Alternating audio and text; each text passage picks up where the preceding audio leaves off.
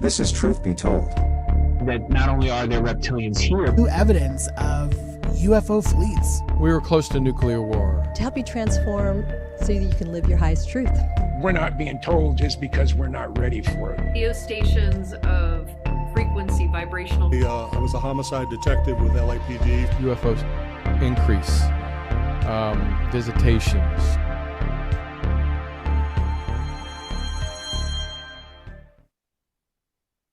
Well, today we're going to unearth the remarkable and often overlooked innovations of the ancient world.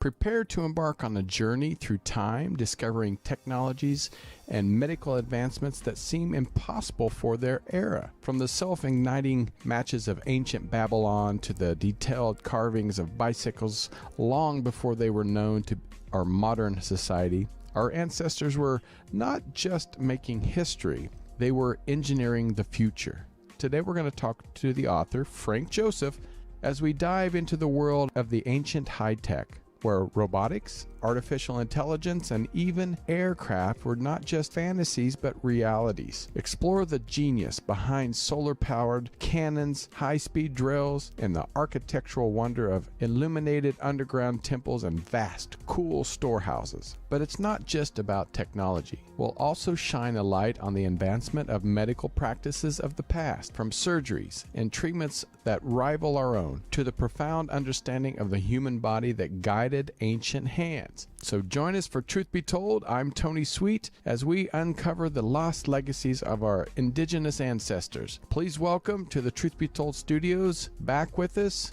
author Frank Joseph. Well, hello, Frank. Welcome back. Hello. Very good. Very glad to be here. I am so happy. The last time we've had some great conversations in the past, and I thought, we have to have the one and only back with us to talk about his latest book, Ancient High Tech, the astonishing scientific achievements of early civilizations. And you always bring it. You bring it to the table. So, one thing before we get started, you have so many books. I can't believe how many books you've actually written, and you've put together some great topics. First of all, how do you choose your topics, and what really catches your eye and said, I have to put the pen to the paper and get this out to the public?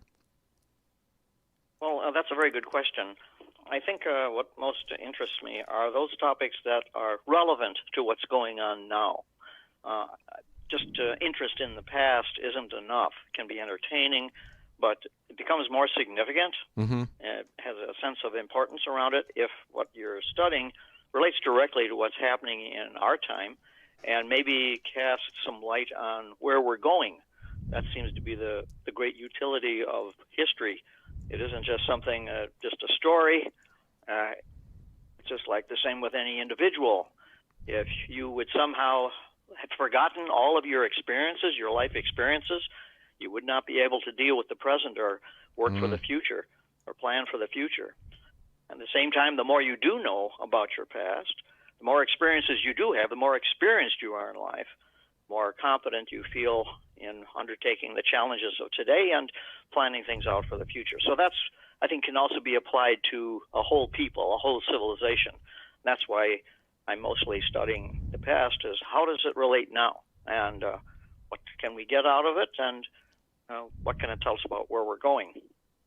I love that, and and since I've talked to you last, it's been a while, but I actually started a nonprofit organization called Earthly Beings Foundation, and what it is, it's about bringing ancient civilizations, technology, food, dance, spirituality, religion into the modern world. And I would love to maybe sit down and talk to you a little bit more about that in the future, about where I want to take it. But this is great, great information that I think many of us need to know, and we seem to be losing faster and faster. So I that's why I appreciate people like you that keeps the legacy. I think your project is extremely interesting and sounds very valuable because you're right. We're being cut off systematically from our past, from our traditions, and something entirely new is being made for us by others.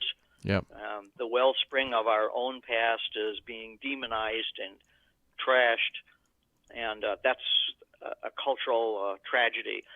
Cultural genocide usually precedes human genocide. Both types of the same thing, ends of the same action.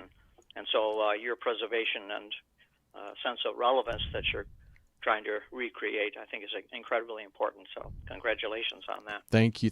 We just launched it a few weeks ago, and it's people are really responding to it. So, but would love to, like I said, talk to you more about that. But today I'd like to really talk about, when we talk about ancient, many people, especially younger people, I'm ancient compared to many younger people.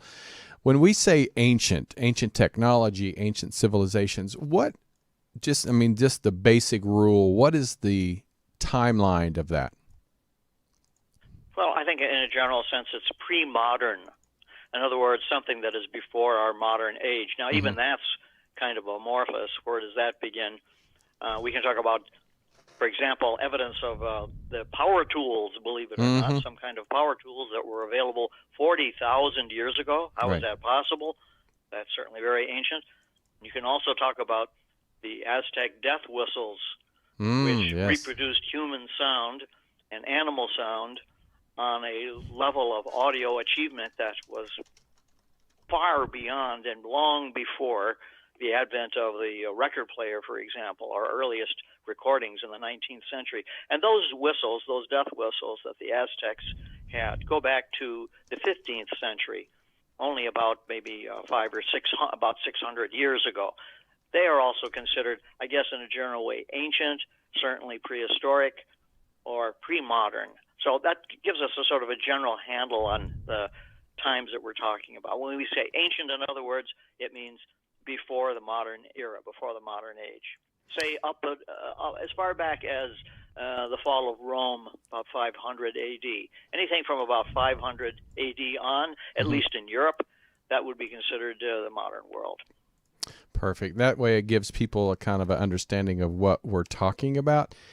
And so let me ask you this. On the ancient high technology, can you kind of elaborate on what types of evidence that suggest that there was an advanced technology, such as robots and artificial intelligence? I mean, artificial intelligence has been around, but it's really taking a grip on society now. So I think people are really starting to understand what that is now.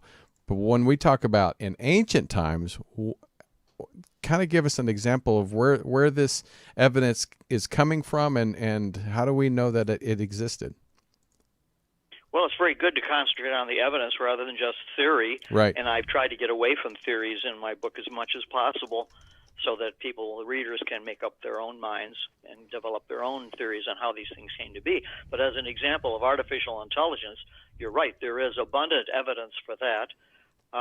The evidence is contained mostly in the contemporary writings of a man called Platon, Platon, not Plato, Platon, who was an inventor that was paid by the state, Ptolemaic state of Egypt, at the Great Library of Alexandria, which a lot of our listeners have probably heard about. It was the first really modern library, had over 1 million volumes, and that flourished from about, maybe 100 or 200 BC, all the way until the fall of the Greco-Roman world, about 500 AD. And Platon worked in something called the museum. It was a museum annex of the library at Alexandria, and he and his fellow scholars, he was a Greek, and most of these inventors were Greek. Some were Roman, some were Syrian, but most of them were Greek. And what Platon invented, he invented a number of robotic devices, and the most spectacular of all was for pure entertainment, and it was an automaton. We don't know entirely the power source, but the power source appears to have been spring-driven. And what would happen is there'd be a bare stage, the curtain would part, just like modern theater, and the smaller stage would automatically come out on the stage itself, would stop in the middle of the stage, and then produce a number of actors and performers and musicians, jugglers, for example, all automated, entirely automated. And it was a remarkable thing that was seen by thousands of people over time and was well documented in the literature of its time. That was just for entertainment, Right. but it was pretty outstanding. An example of super high tech is something that's far better known, far better remembered. We don't know who invented it, although we do have an idea who it might have been. It might have been Archimedes, very famous inventor, another Greek. And this is called the Santorini device, or the Thera device. And it is a navigational device that was found off the floor of the Mediterranean Sea off the coast of Antikythera. It's a small island between Crete and Greece. And the Antikythera device, as it's referred to also, is a remarkable machine with intermeshing gears that could produce a huge amount of astronomical information. Wow. And it would be something that has been described as finding a turbojet engine in the tomb of Tutankhamun. It was that advanced for its time. There was nothing that was the equivalent genius of this device, which is preserved now, has been very well studied. Studying of it is still going on, preserved in the Museum of Crete, Archaeological Museum there. And it indicates not only an extraordinarily high level of navigational technology, but you can infer from this, and it's a very credible inference, that whoever had this device, they could navigate around the world. So we're talking about someone who had a navigational device about 1,000 years or more before Columbus, more than 1,000 years, more like 2,000 years before Columbus, who had a device that was beyond anything that he had, that he knew in the Renaissance time. So if you got a device like this, it would have been no trouble coming to America or just about any other place, because it gave you celestial information from the stars, the sun, and so forth that enabled you to be able to traverse enormous distances. And that's something that's usually missed or not talked about by mainstream investigators. They don't like to think that they'd have to smash the Columbus paradigm by saying, oh, well, here we have... It's like you having, for example, a car. Naturally, you're going to use it to travel about. And then thousands of years later, archaeologists, because our civilization will have fallen, they will have found no evidence of a car. And they say, well, we find here a few wheels and some gears. Maybe they had cars. Maybe they could drive way back in 2024. It's the same parallel. But that, I think, is the great one of the great achievements, certainly. Yeah, of course. Of the ancient world. And this one device was not alone. There must have been others. There's no indication that this was something unique. It was found on board the remains of a regular freighter that was plying the waters of the Aegean between Crete and Greece. So they must have had more than one of these. It's incredible. So that's just a small indication of the really advanced technology that we're dealing with. Oh my gosh, yeah, and that leads to kind of something that popped into my head about what do you think about like ancient engineering might have constructed and utilized devices such as like the solar powered cannons and high speed drills. What were they used for? What is your recollection of what they were used for? And are there any type of surviving artifacts of these devices? Yes, there are. They were utilized for two things. They utilized for civilian and military use. Oh. To go back to that 40,000-year-old plus artifact that I mentioned. Right. This was found in was known as the Denisovian cave. The Denisovians were a pre-human species. They're very similar to modern Homo sapiens, but they had not developed yet to our level. They were a pre-modern human. And in this cave, this is in Siberia, in this cave were found a number of beautiful artifacts made out of jade. And they were beautifully carved. that alone was outstanding, because we're talking about people that are not fully developed human beings. So what are they doing with these marvelous ornaments? They appear to be ornaments, adornments of some kind. And when they were more closely studied under a microscope, they found every evidence of these bangles, I guess is what you want to call them, having been machine-made. Now that supposedly is impossible. Right. I would In think other so. words, they were made with a power tool of some kind. Now, one of two things can be: either the Denisovians somehow, or some people living at that time, had that technology, or else they had been imported very long ago, many thousands of years ago, and somehow got into this cave. The tool marks, the power tool marks that have been seen under electron microscope, have been absolutely identified. It's not like something, oh, maybe it is or maybe it isn't. And there are more than just a few of these. There are apparently quite a few of these bangles that have been drilled with this power tool. How is that to be explained? I have no idea how that can be explained. As far as the other technology that we talked about, the heat ray, that we don't have any physical remains for, but there are abundant references and descriptions of the Archimedes heat ray that was used about 200 BC. And Archimedes, of course, was this very brilliant inventor. We know he historically existed. And the people that are associated with this particular device and when it was used are very well known. They're historical figures. And the literature that we have describing his heat ray is accepted by mainstream scholars everywhere as being authentic. It's not an ancient version of science fiction or anything like that at all. Just in a nutshell, what happened: the city, the region of Syracuse, which was Greek at that time, 220 BC, was being assaulted by the Roman legions, and Archimedes was enlisted to come up with some wonder weapons to defeat the Romans. What he did is he created this supposedly heat cannon, solar cannon, and which incinerated at least one of the invading Roman ships.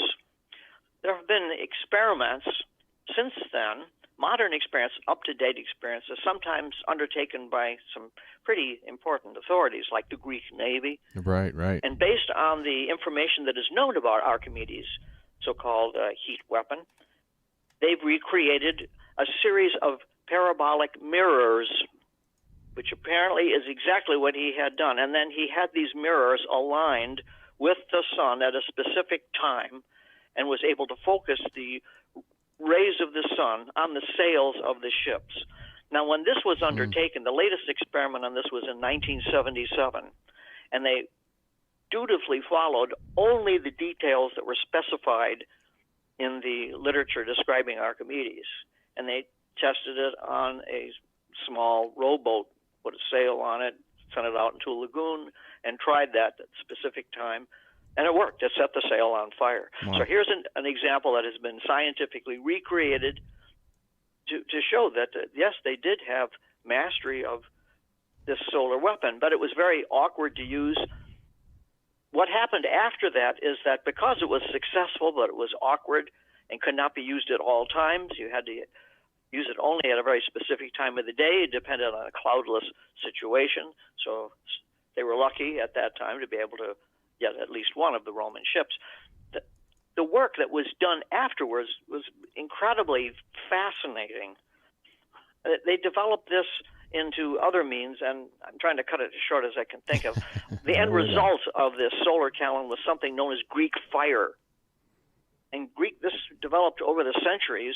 This is now into the Byzantine period. This would be like about 400, late 400s AD.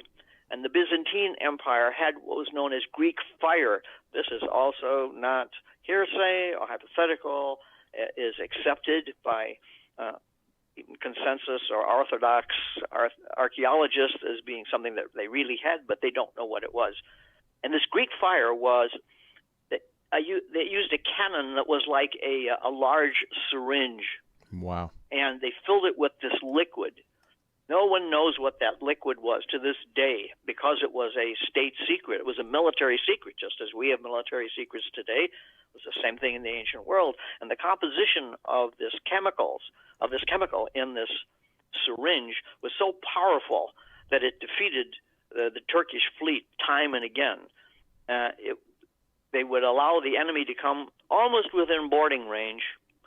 Then they would squirt this device towards the sails of the enemy ship, and it produced not only terrific fire, but it was an inextinguishable fire, so that the enemy was not able to douse the flames with buckets of water and so forth. It just continued on until it burnt the ship down to the water line. Wow. And it was that kind of a device, that kind of wonder weapon, that saved the Byzantine Empire from conquest by the Turkish Navy, which was a superpower at that time. So these are examples of the kind of technology that was totally lost when civilization fell, and nothing like that has come about since then. Well, that was actually a question. It applies all across the board, not only to this kind of power tool technology and military technology, but to construction technology. And that was actually a question in the chat room. And by the way, people in the chat room, please, if you have questions for Frank, and we'd love to hear from you. You're my co-host in the chat room. And that was some of the questions. It's like, how did this technology, high technology, get lost in the first place if it was so advanced for its time? Well, they get lost, I think, for two reasons. One, it was taken for granted that the Byzantine Navy had this super weapon, although it was secret. And then when that civilization fell, all that information was lost. And that's something that is very apparent, that when a civilization falls, it's not a happy thing. Mm-hmm. It takes everything with it. It's like a ship that sinks into the sea and just leaves a few flotsam, a few pieces of debris on the surface, but everything else goes down with it. And that's the same thing with civilization. Whether it's something as simple as Platon's mechanical stage, or as advanced as the power tools that somebody was using 40,000 years ago, incredible as that seems, all that is lost when the culture goes down. And then it's up to us. We stumble upon just some brief reference to it or some small thing, or we reinvent the same thing in our urge to achieve the same ends. But civilization is a history of heights in which our people have achieved wonderful things, and also great tragedies when all that is lost. Another question, and I think this is a great one too, since a lot of this was lost when the civilizations kind of disappeared from history books. But for you, what is one of the greatest things we lost in your mind? Well, there's so many, but I think one of the greatest things. But before I answer that question, there are really two types of high technology, ancient high technology. There's the one type of high technology that was created, that was outstanding for its time, was lost, and then we've reinvented it. Like you mentioned the matches, a simple thing like that. Matches were invented sometime around the late 1700s, 1800s, phosphorus matches that we take for granted today. They were reinvented because the Babylonians had exactly the same phosphorus matches like 4,000 years ago, if you can imagine such a thing. That is so there's an crazy, example of the technology that's reinvented one way or the other. Then there's the other type of technology, which I find particularly interesting. It's a technology that the ancients achieved that we have not yet achieved, and something that shows that they were far more advanced than we ever imagined. I'll give you one example, a very applicable example. It's in South America. A lot of people have heard about this place called Machu Picchu. Oh, yeah. It's used by the Incas. I don't believe, many archaeologists don't believe the Incas made this place. They added to it. They certainly were the last to live there. Maybe they did make it. No one really knows. But it appears that it's much older than it is said to be. Right now, they'll say that the Incas made Machu Picchu, which is this magnificent city in the sky, high up in the Andes Mountains, very famous. It's supposed to date back to about 1400 AD.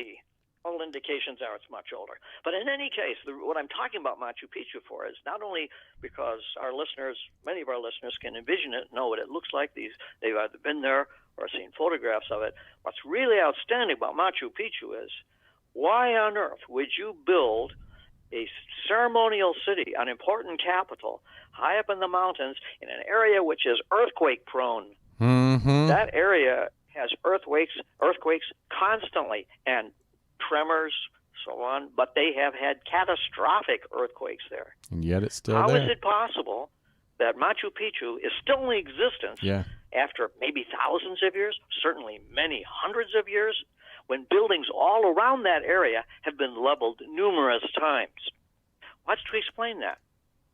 And it is hard. I was very okay, go ahead. You want to say? No, I was just agreeing with you. I said, many don't understand that. Yeah. How could that be? I was very lucky when I visited Machu Picchu for the first time some years ago. I got to meet a retired tour guide, a native man, and he told me that on one of his tours that he was taking people on, there was a severe earthquake going on at Machu Picchu. And everybody was pretty excited, of course, what's happening. They were panicked because things were shaking and there was a catastrophic situation going on. And he thought to himself, well, this is a perfect place to die. I love Machu Picchu so much. I'll just, whatever happens here is be fine with me. I'll be glad to die here.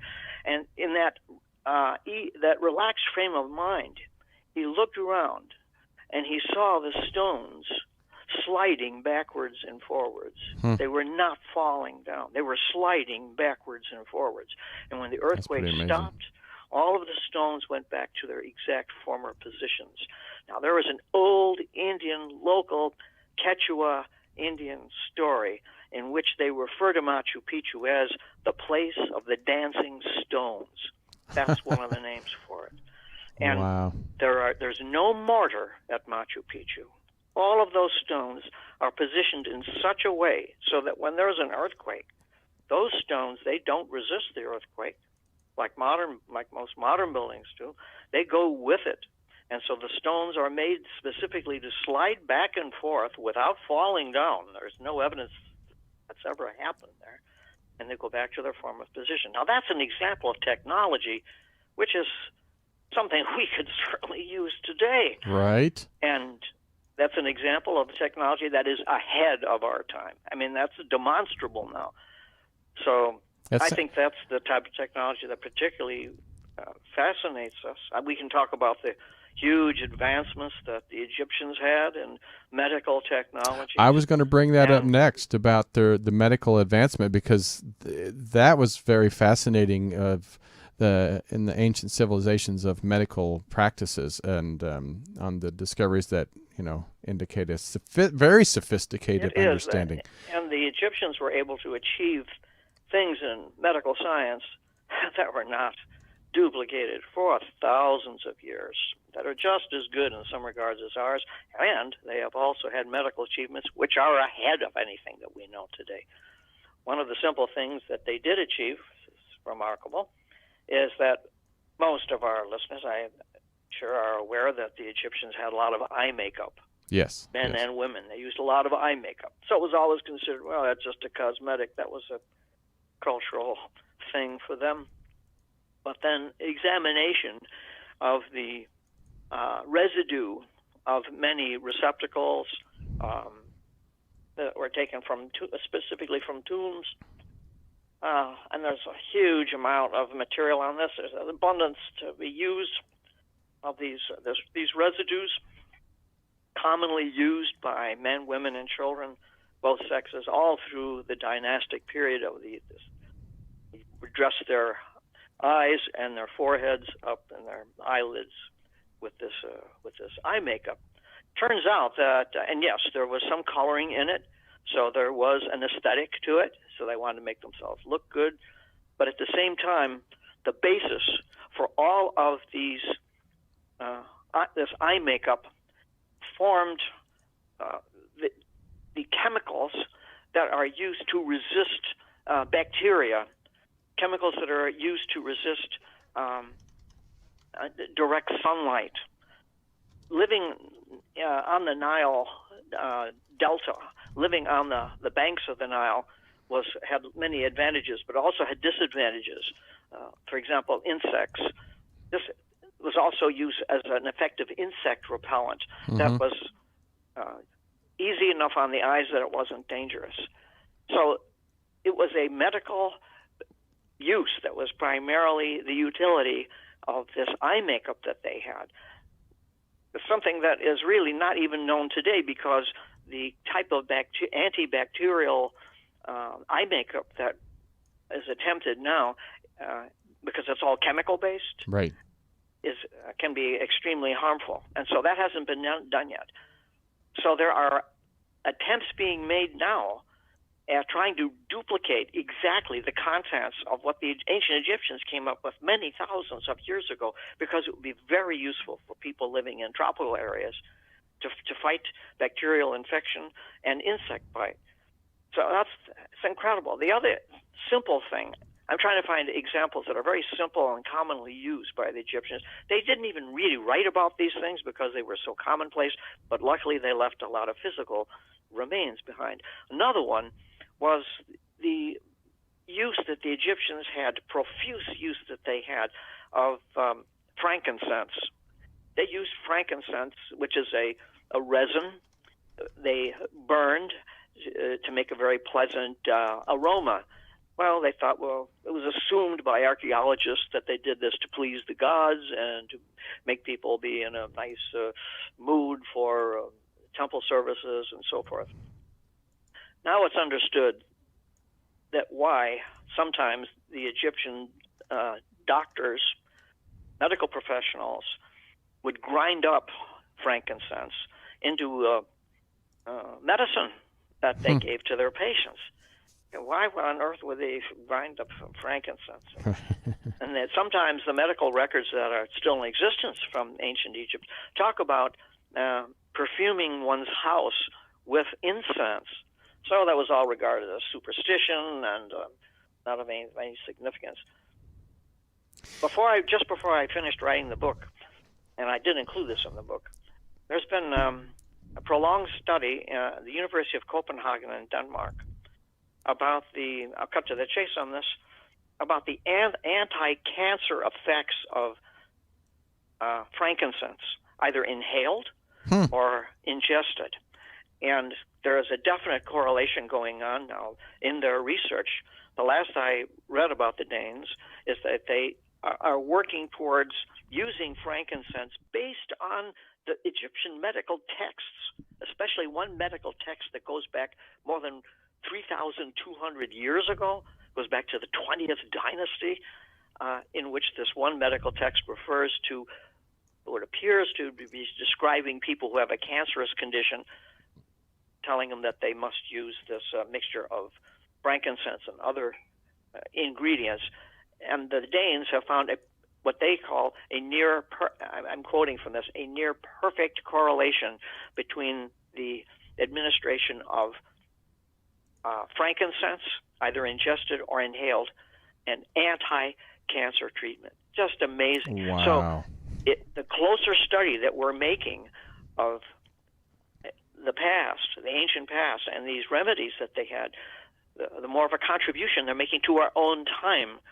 But the relationship, I guess what I mean to say, the stress that's most important, is that the relationship between the use of frankincense on a large degree by the ancient Egyptians has now found what they say an almost perfect correlation with anti-cancer treatment. So there is an example of high technology from thousands of years ago that is helping our own time today. I think that's just remarkable. It is remarkable, and I was wanting to know, because we talk about Egypt, but Egypt, we got China, we got Greece, we got India, we got a lot of different ancient civilizations that are on the same continent. But what are the differences in some of the technology that you saw that maybe what factors contributed to these differences, but also what are some of the technology and medicine and practices that they use that were very similar that may have influenced each other. Have you done any research on that? Well, there's a real good example of what you're saying, and that is the work the ancient Egyptians did with prosthesis. These, of course, were people that were amputees, or a limb was badly deformed, or crippled, or something. And the latest prosthesis was found was an all leather, not the calf, I guess the shin area, the shin to the ankle, and the whole foot was all done in a piece of leather with straps. And when this was found, this article was found about only 15 years ago, and thanks to the arid conditions in Egypt, it was in very good shape, remarkably good shape, actually almost perfect shape. It couldn't be used. It was all dried out, but you could really see how wonderfully made it was. And the Egyptian archaeologists were just in awe of this thing, because they said this looks exactly like something that would be used today. It looks completely modern, and if it has not been hermetically sealed into a tomb that went back 4,000 years ago, wow, it would look completely modern. This technology was well known throughout this medical technology was well known throughout the ancient world, and whenever someone from Greece or Rome wanted to become a doctor, especially an advanced physical practitioner, it was mandatory that they did have to go and study in Egypt. Heliopolis was a very important place for medical colleges.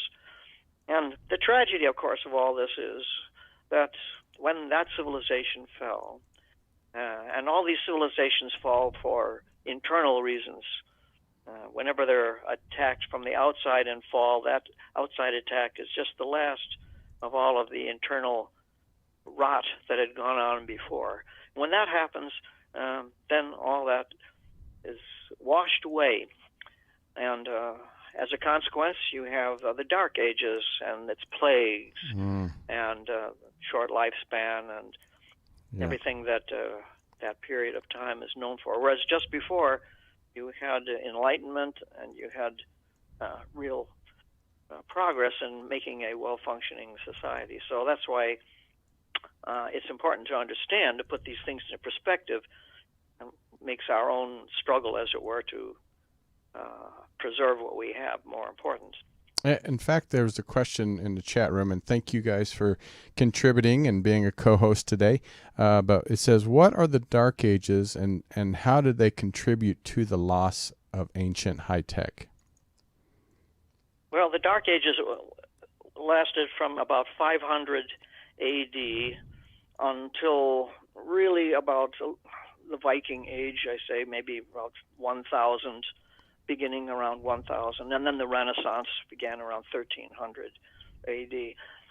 What the Dark Ages were is in which all of the achievements of the ancient world were demonized. It wasn't that they were just forgotten. Sure, there was a lot of military chaos and cultural rot and so forth, but the church triumphant at that time was trying to establish Christianity as the word Catholic, as it was referred to then, it means universal.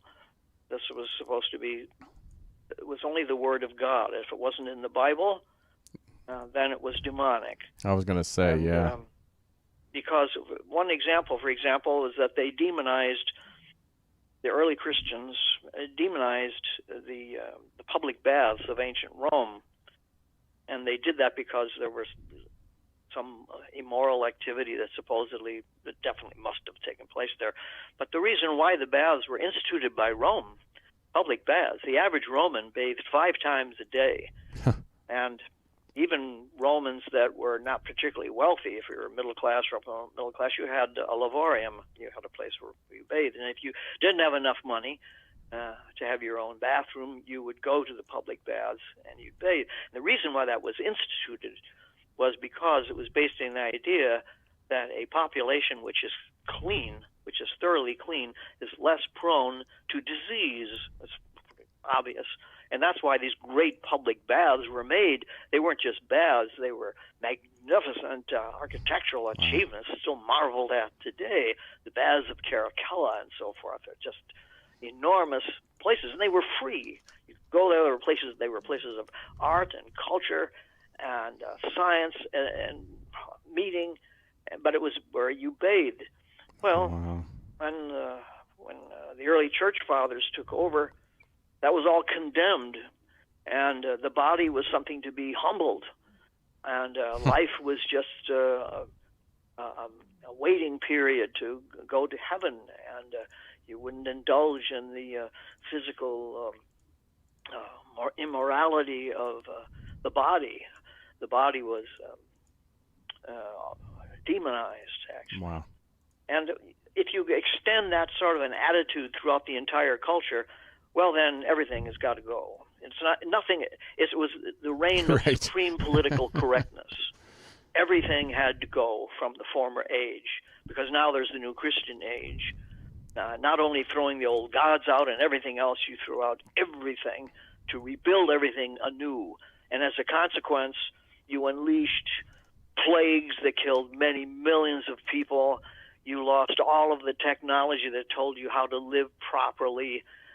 You created a despotism that ruled the minds and bodies of human beings, and that, in effect, was the Dark Ages, and that's what really lost it all. And the Renaissance was able to free itself to a large degree from this benighted view, and the Renaissance was built specifically on reverence for the classical world. All of the statues and the paintings and everything we see from the Renaissance, that all is based on what had been achieved in the Greco-Roman world, the Greco-Roman time.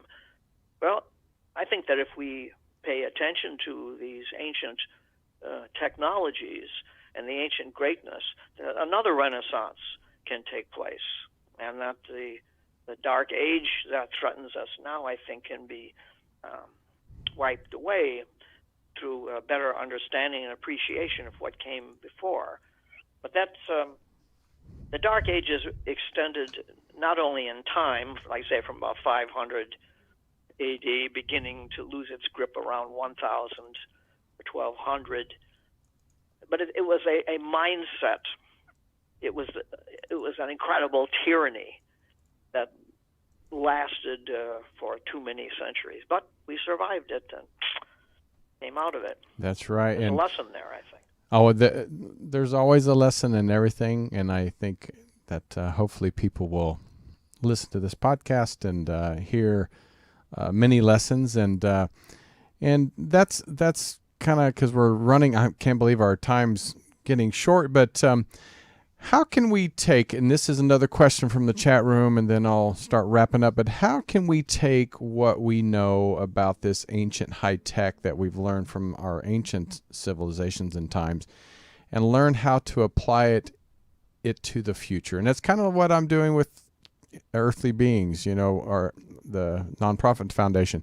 How do we take these ancient practices and apply it to our future and make it a better place? Well, that's an excellent question, and I think that the best answer for that is to regard it in as a fundamental nature, as essential nature. That is, we'll first recognize it. We can't apply these things unless we have a real appreciation and love for them first, and that certainly has been my experience and the experience of others that I know, is that we look back on these things that the ancients did and how wonderful they were. Sometimes they were horrible. That's the thing about technology. Technology isn't something in itself that's great, that's good. It is a means. It's the spirit that uses the technology, which is good or bad. When the spirit was good, medicine increased terrifically in its ability to help cure people and make their lives more bearable. And when the technology was used in a bad way, it was used to incinerate their fellow human beings, like Archimedes' solar cannon. Right. there's another lesson there. It's like Edgar Casey said. He says, technology is a wonderful friend, a great tool, but a very terrible master. Wow. And I think that that's the case with our appreciation for it. That's the word I think we need. We need to appreciate what the ancients did, see how wonderful it was, and then find amongst ourselves what do we have based on what we now know about the ancients and how they revitalized their times. Now it's up to us to make our original contribution to civilization. I think that's the way it begins, is first appreciating what they did and then seeing how that applies to our own time. I love that. Well, Frank, do you have any new books coming out soon for other topics that we are going to be enjoying?